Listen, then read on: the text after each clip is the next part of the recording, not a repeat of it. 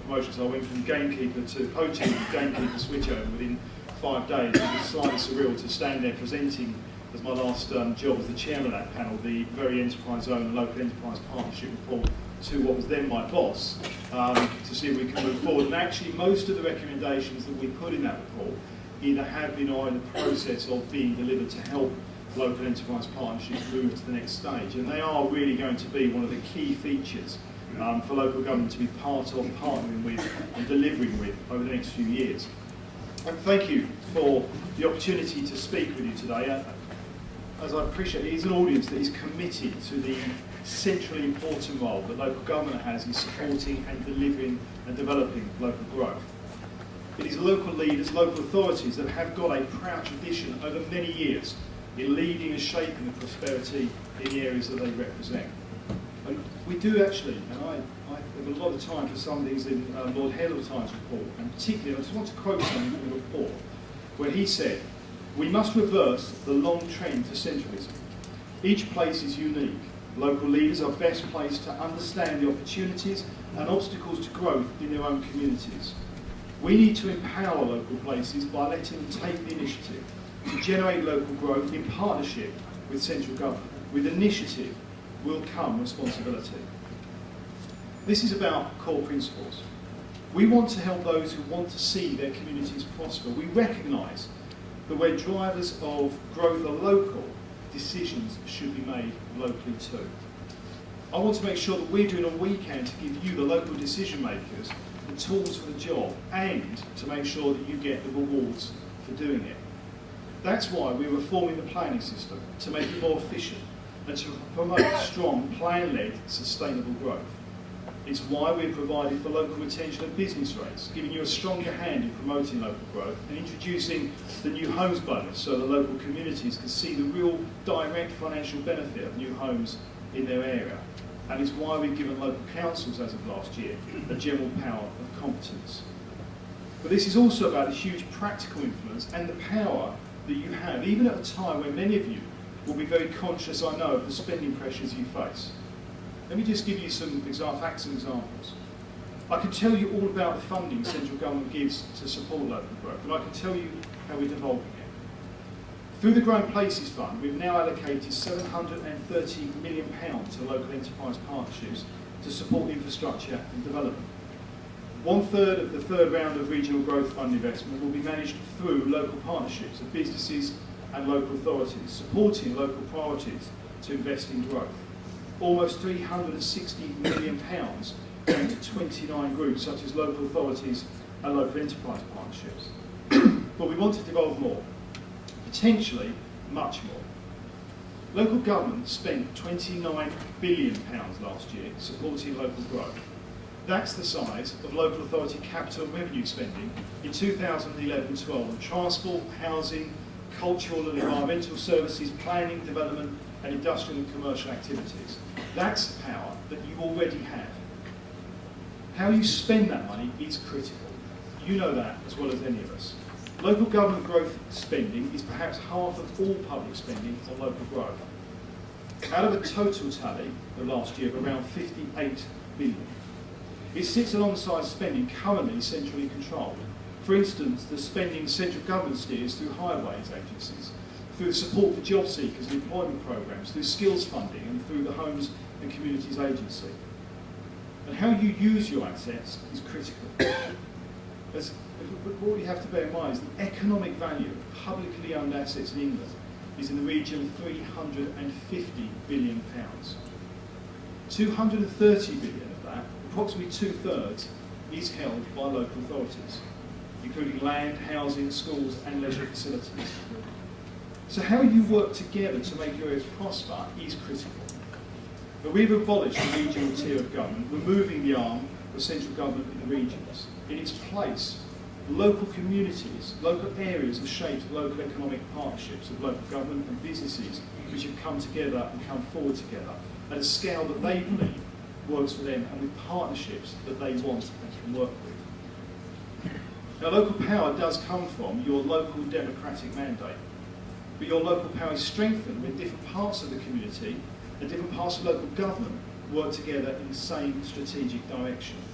And it is strengthened when local political leaders work with local business leaders, as Heseltine does set out, to give businesses and local people the opportunities that they need in order to prosper. This is all the more critical because of the pressures that I know you face. We all know that at the moment it is not business as usual. And you will have heard today already, most particularly when my Director for Local Economies, Philip Cox, spoke earlier, about the support we give to the vital local role in local growth through specific spending streams and support for capacity. But actually, for me, the real story isn't so much about what we do, it's what you do.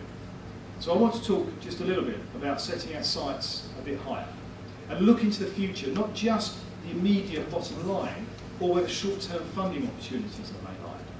We need to look at a bigger picture, and that picture is not just about the single pot and what we may put in it. Important though that is, it is about what we do to put local leaders firmly in charge of the economic destiny of their local areas, and how you seize the reins from us to do it yourselves.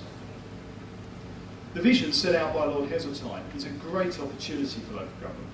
It is a vision we subscribe to, but which to be a success needs to be one that you, leading your local areas, own and drive forward. It's all about a local decision making that makes your cities, your communities and places where businesses invest, where people find jobs and where the conditions are right to create a virtuous circle. So today, I'm going to just set out some challenges, and I'm happy, as we say, to take questions and take your views afterwards. We know, I fully appreciate, there are some huge challenges ahead. Tony Travers recently wrote a very challenging report for the Local Government Association, which pointed the way to many local authorities faced with competing priorities, where they've reduced economic growth spending. He pointed to reductions in budgets for housing, planning, development, roads maintenance, and a culture of between 10 and 40% nationally since 2009. He commented that spending in these areas was being reduced faster than for local government more generally.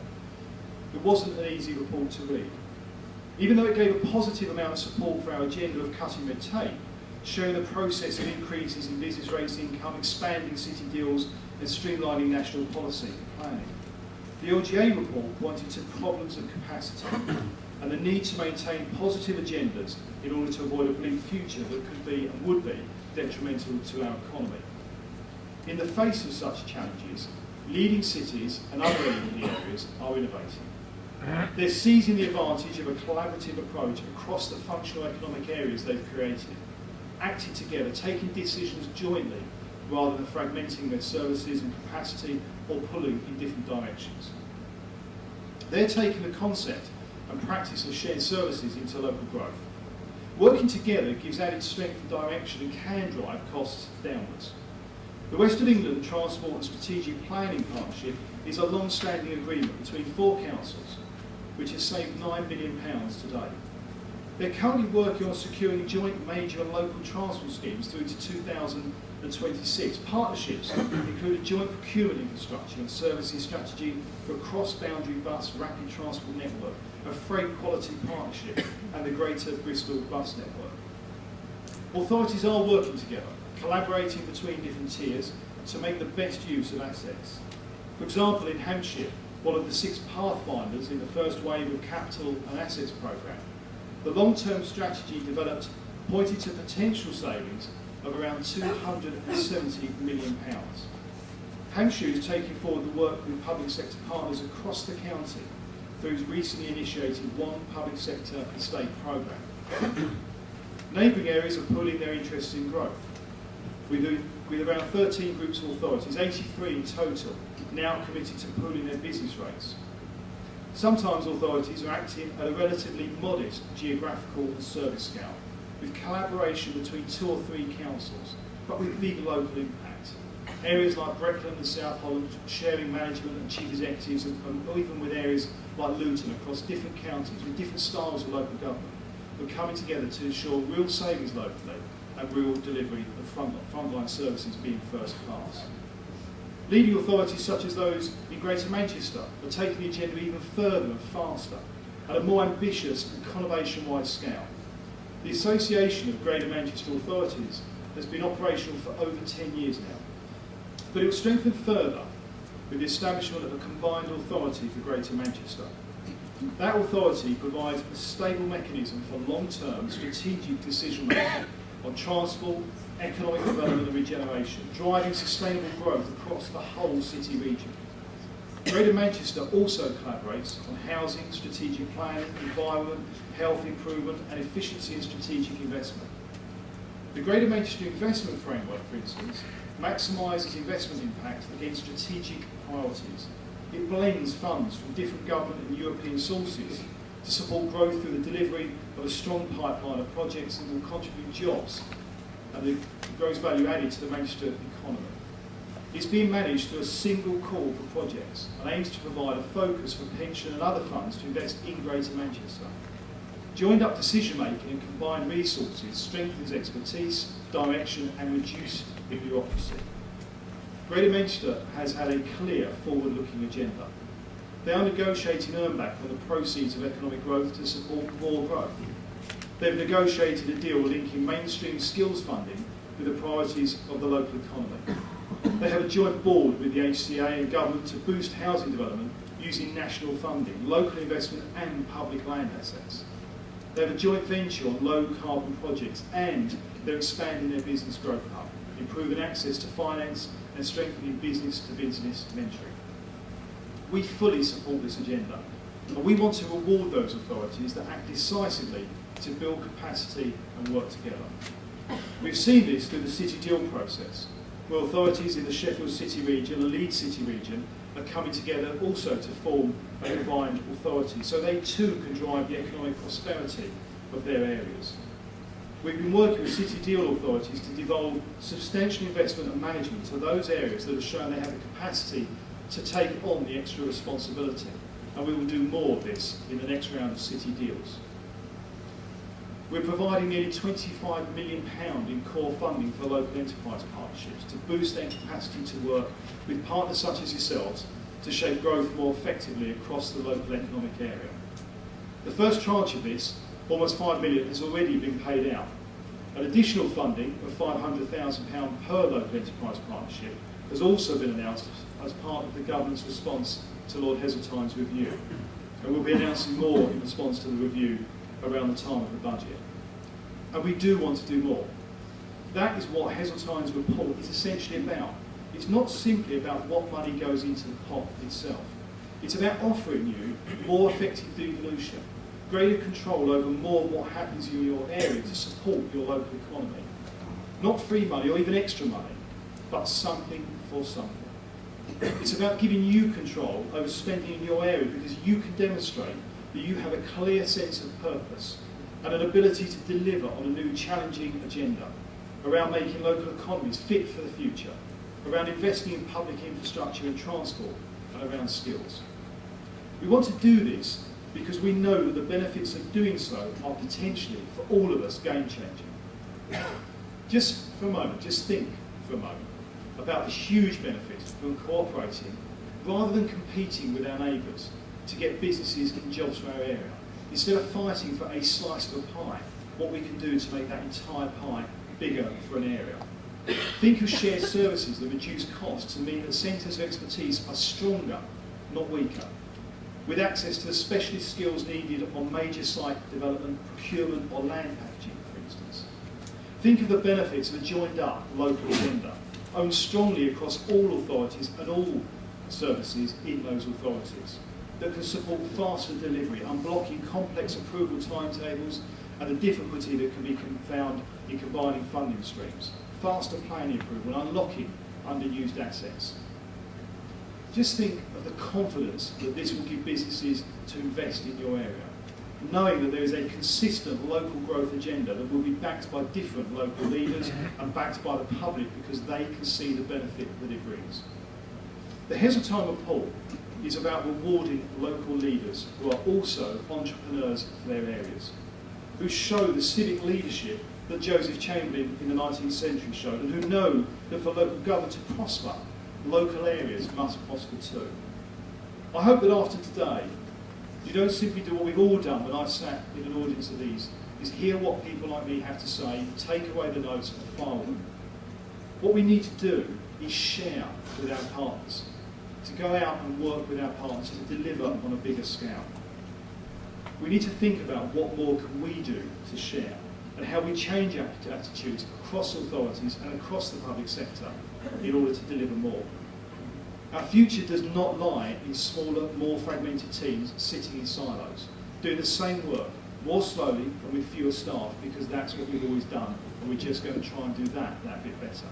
The real future, the future for those who are striving for success, lies in breaking down the barriers. Central government has its part to play in this as well, I know. It's about working across boundaries, forming new teams with the key skills and leadership that is needed, finding a clear sense of common purpose, and giving businesses and communities the confidence to invest in jobs and growth in our areas for the benefit of our communities and ultimately for our country. Thank you. To own and drive it forward, we're looking at a collaborative approach between local authorities and business. And the bottom line is, how do we make local authorities fit for the future? So let's kick off with some questions, points. One in the middle there. Sorry, one in the middle there. Okay, I will do without the microphone this time. Brandon, it's interesting, there's got a brand article from National Forest actually. It's interesting what the point you're making about city deal and cooperation. There are those that are sitting in this room now who are a long way from the city, that have functional economic units that are polycentric and that have common aims and objectives that are complementary and would welcome the same options as the city did, the core services, the devolution of transport, for example. So is there a part of your agenda that is moving city deals into a broader, formalised manner? It makes it easier for us to sell it to our partners. I'll take a second question at the back. Okay, thank you. Mick Leary, councillor from Sedgemoor District Council in Somerset, close to Hinkley Point, where we have the development of a new nuclear power station. Question is really around community benefit. I know the government are going to make an announcement, I feel, fairly soon regarding community benefit at an operational stage. What we're interested in also is community benefit at the construction stage of a nuclear power station, new nuclear, and even an extension of that. Because then we could actually then invest that money back into small, medium enterprises, part of the supply chain, which would be helpful, almost as if it is an enterprise zone, but do it through community benefit. And I wonder if you could actually answer that particular question, which is about the construction stage, which is very important in terms of low carbon energy. I'll take the second point first. It's an interesting point. I can see the logic of what you say about the construction stage, because also, particularly when you've got a long-term project, waiting for the very end of that final delivery can seem a very long time. To many reasons, it's like it will never happen. So seeing the benefit very late. I'd take the point, if you don't mind, leave that with me. I'll take that back and feed that in. I'm not going to be able to give you a direct answer on that today, particularly bear in mind some of the announcements we've got to refer to coming down the line. Graham, what I would say to your city deals is, I've had a few areas who have been talking to us around they don't have a core city or they're not part of the city deal, but they would like some of the opportunities that come from that. Obviously, the government is going to be limited in what we do with city deals and where they go, and obviously we've got another round coming up. But there are other things. So if you have got an area that is particularly interested in what it can do and how it can deliver on that type of agenda in terms of the principles behind it, then please make contact with us, come and see, we'll have a conversation. I'm going to be making some announcements in the not too distant future around the whole place community budgets. We've had 4 pilots. That work's still ongoing, but it's about looking at where we go next. There are some real opportunities there, but also come back, as I alluded to in the speech, around there is a recognition that a lot of the benefits we can get from some of these things in terms of delivery are going to be also vital to us breaking down barriers between departments. Nobody's going to run away from that. And what's been interesting with the whole place community budgets is some of the real benefits we get are moving away from a traditional view of we do this because we do it because we do it. We want to do it better and probably more efficiently, there's a nuanced difference, but it's an important difference in actually what is the outcome we want for our community or our residents, and how do we best supply it. And whole-place community budgets have given the chance to do that. And what we've seen is not just, although we've had that, a massive financial saving, we're talking hundreds of millions of pounds over a relatively small period of time, but much better delivery of an outcome for the residents in whatever field that's been. And that's, so we're very, very interested in that, how we can tell it forward. So please do make contact with anybody. If you've got an area where you believe you're looking to come together to deliver on this kind of agenda in a different way, come and talk to us. We're very much open to what's having conversations about that. I will take that message back to, I've got a meeting with five districts on Thursday next week, so we will come back. So I'll take two more together. One there. Thank you very much. It's relating to the first question raised, calling on the Deputy Leader Carlisle City Council. We're a city, one of the historic cities, with a population of about 107,000. We feel as though we're just outside the city deal criteria. I just wondered if you could comment on the criteria for city deal, because sometimes it feels as though people, even further just south of Manchester, feel Carlisle is too far. And yet when people get to Carlisle, they say, wow.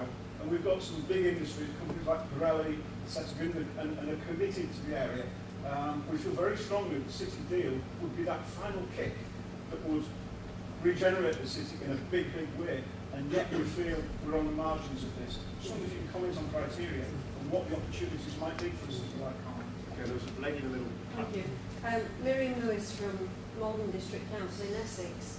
A very select, as you are aware, Brandon, a very select coastal rural district with no access to motorways. We haven't even got direct access to a trunk road.